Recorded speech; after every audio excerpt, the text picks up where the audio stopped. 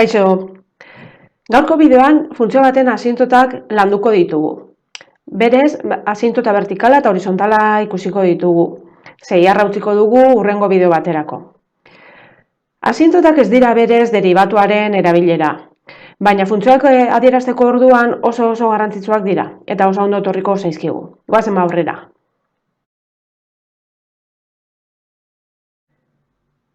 Goazen gure asintota vertikala kalkulatzera.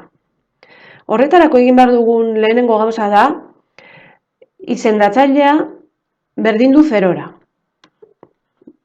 Hartuko dugu isa gehi 2 eta egingo dugu berdin 0. Isa berdin minus 2. Hau izango zen definizio eremutik kentzen dugun puntua, erreken 2. Eta hau ere izango da gure asintota vertikala. Horretarako egiaztatzeko den edo ez, batzuetan izan daiteke ez dela, egingo duguna da limitea isa minus 2 puntu honetara, funtzioarena. Limitea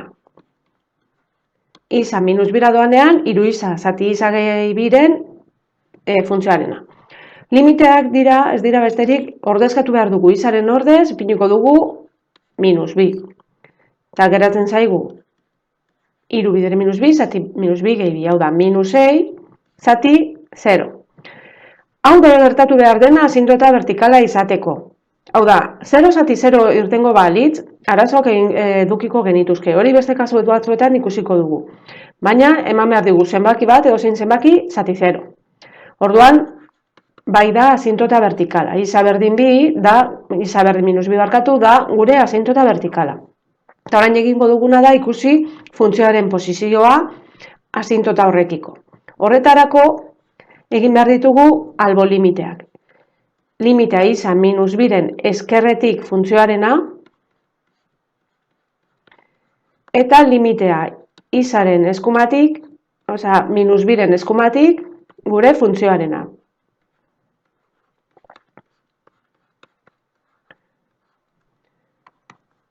Orduan, minus 2-ren eskerretik, kontuz zenbaki negatiboekin, hemen daukagu 0, minus 1, minus 2, minus 3, orduan, minus 2-ren eskerretik daude hemengo zenbakiak.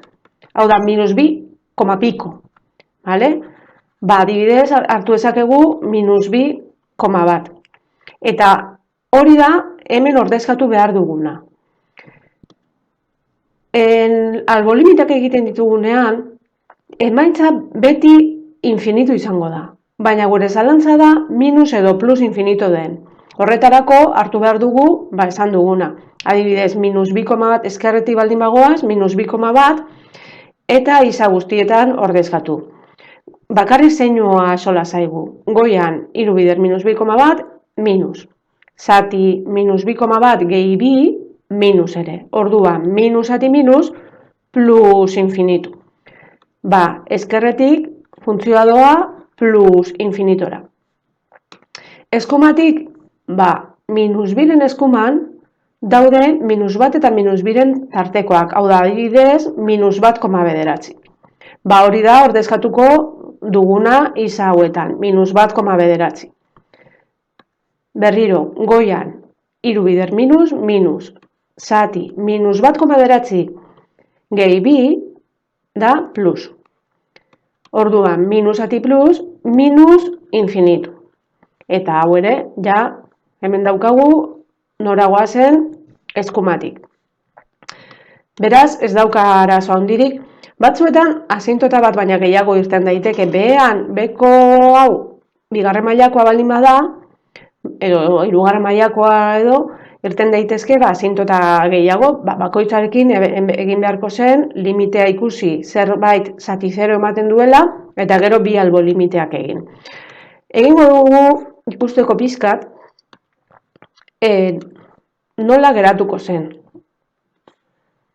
Hemen ditugu isa eta i, eta egingo duguna da, minus 2 daukagu gure asintota.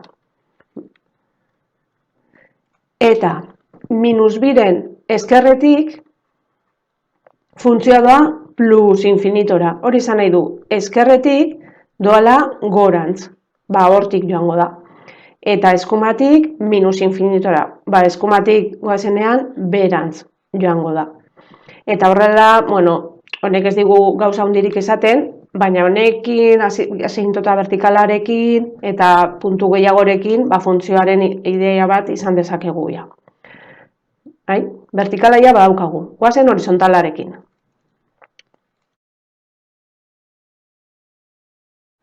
Asintota horizontalarekin jarraitu horretik, limiten birpasaketa txiki bat egingo dugu, gogoratzeko beharko dugulako. Isa infinitora zioanean, limiteak zatiketa bat geneukanean, polinomioen zatiketa, infinito zati infinito geratzen zitzaigun. Eta infinito zati infinito da indeterminazio bat. Indeterminazio hau ebazteko bakarrik mailak begiratu behar dira, polinomioaren mailak.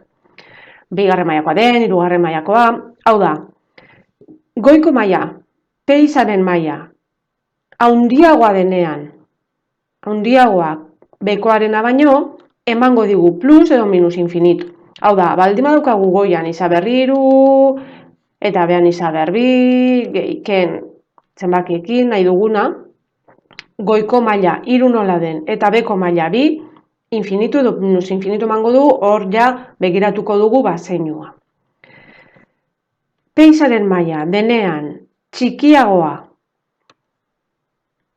goikoa txikiagoa bekoa baino, 0 emango digu. Hau da, adibidez, baldin badaukagu alderantziz, goian 2 isa berbi, eta behan isa berriru, eta horrelakoak. Eta mailak berdina direnean, koefizienteak zatituko ditugu. Zer esan nahi du honek? Adibidez, baldin badaukagu, limitea isa infinitora doanean, 2 isa berbi ken bat, zati 3 isa berbi. Mailak berdina direnez, bigarrengo mailakoak dira biak, berbi direlako, koefizienteak zatituko ditugu. Hau da, honen emaitza izango da 2 zati 3. Eta honekin ja, infinito zati infinitu determinazio hauek polinomioak direnean, ja ebatzita geratzen da. Orduan, joango gara orain ja, gure adibidea egitera.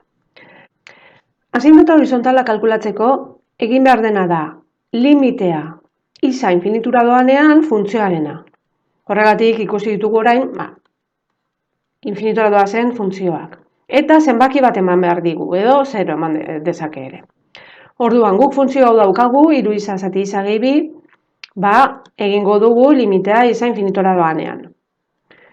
3 isa zati isa gehi 2. Honek berez ematen digu 3 bider infinitu, infinitu, zati infinitu gehi 2, infinitu.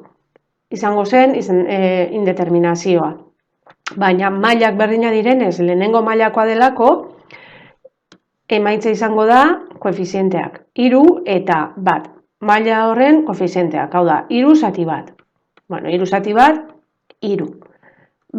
I berdin 3 ja izango da gure asintota horizontala. Gogoratu, asintota vertikala da isa berdin 2 edo, eta horizontala I.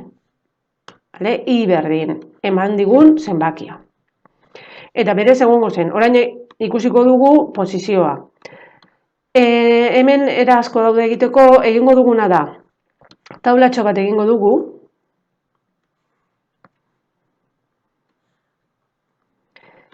emanez balio, emango diogu 100 eta minus 100, alde batetik funtzioari eta asintotari. Asintota 3 nola den, beti 3 balioa izango du. Baina hau ematen diogu ikusteko ea minus infinitora goazenean 3-ren azpitik doan edo gainetik doan. Orduan, 100 hartzen balin badugu, ordezkatzen dugu 3 bider 100, zati 100 gehi 2 dela 102. Eta ematen digu, egin kalkulagailuarekin, 2,9, hemendik 2,9, azpitik joango zen. Eta bider minus 100 egiten dugunean, minus 100 gehi 2 minus 98, geratzen zaigu 3,6 eta zerbait gehiago. Minus ati minus plus ematen du, eta 3 baino handiagoa ematen du. 3,1 eta bar. Zer esan nahi du honek? Adierazten badugu, 3 dago gure asintota. Bueno, I berdin 3. 2, 3, gutxi gora bera hortik.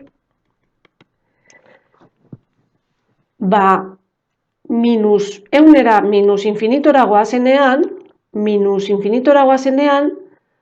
asintotara gainetik doa funtzioa, 3 baino altuagoa da. Eta infinitora goazenean, plus infinitora goazenean berriz, azpitik doa. Eta orain gogoratzen baldin baduzue, hemen ona ekartzen baldin badugu, asintota vertikalean egin duguna, geneukan asintota vertikal bat, isa berdin minus 2. Bueno, gutxi gora bera, hemendik. Eta ematen zigun, minus 2-ren eskumatik plus infinitora zioala, orduan honek itxura ona dauka. Eta minus 2-ren eskumatik minus infinitora zioala ematen zigun. Orduan, bueno, ez dakigu oso ondo zer egingo duen, baina guztiak zentzua dauka. Bai, honekin ja funtzioaren adierazpen handia egin daiteke. Esponentzialak badauka arazo bat, ez delako berdin eber infinitu eta eber minus infinitu. Eber infinitu da 2,71, ber infinitu, ber 2 denean handitu egiten da, ber 3 gehiago eta bar infinitu da. Baina eber minus infinitu berez da bat zati eber infinitu izan balitz bezala. Eta orduan, bat zati infinitu 0 da edo beste arazo batzuk izan ditzake. Beraz, esponentziala daukagunean, asintota horizontala egiteko 2 limiteak egin behar dira, hau da, isa infinitura doanean eta minus infinitura doanean. Hasiko gara infiniturekin. Isa infinitura doanean geratzen zaigu infinitu, bider eber infinitu, dela infinitu, bider infinitu, ez dauka arazorik, infinitu ematen digu. Baina honek ez du esan nahi asintota horizontala ez dagoela. Ez dagoenik. Egin behar duguna orain, da minus infinitura ikusi ea zer gertatzen den. Eta minus infinitura ipintzen dugunean, geratzen zaigu minus infinitu, bider eber minus infinitu, eta esan dugun bezala, eber minus infinitu hau behera jaisten baldin badugu, geratzen zaigu eber infinitu bezala. Eta hau da, mailak ikusi ditugunean bezala. Goiko maila infinitu txikiagoa da baino. Hemen dago ez dugu esan lehen, polinomioak zirelako, baina funtzioetan badago jerarkia bat. Logaritmoak, edozein motatako logaritmoak, dira berreketak baino txikiagoak. Eta berreketak dira esponentzialak baino txikiagoak, edozein esponentzial, berriza edo aberriza. Beraz, kasu honetan, egongo ginateke beko maila da handiagoa goikoa baino. Hau da, edo alderantziz, peren maila da txikiagoa kurena baino. Eta hau gertatzen zenean esan dugu, honek ematen zuela berdin 0. Beraz, zer esan nahi du honek? Funtzio honek duela asintota bat, I berdin 0, baina bakarrik ezker aldera, bakarrik isa minus infinitura doanean. Eta hau marrazteko orduan gutxi gora bera izango zen, infinitora goazenean funtzioare infinitura doala, baina minus infinitora goazenean 0ra goaz. Ez dakigu goitik edo betik, hori ja beste gauza batzuk begiratuz jakingo genuke. Baina hori esan nahi du. Bai, eta hemen ja honekin ja bai amaitu ditugula asintota horizontalak eta vertikalak. Geratzen zaigu 6. Hori hurrengo bideo batean ikusiko dugu. Asko ikasi, agur!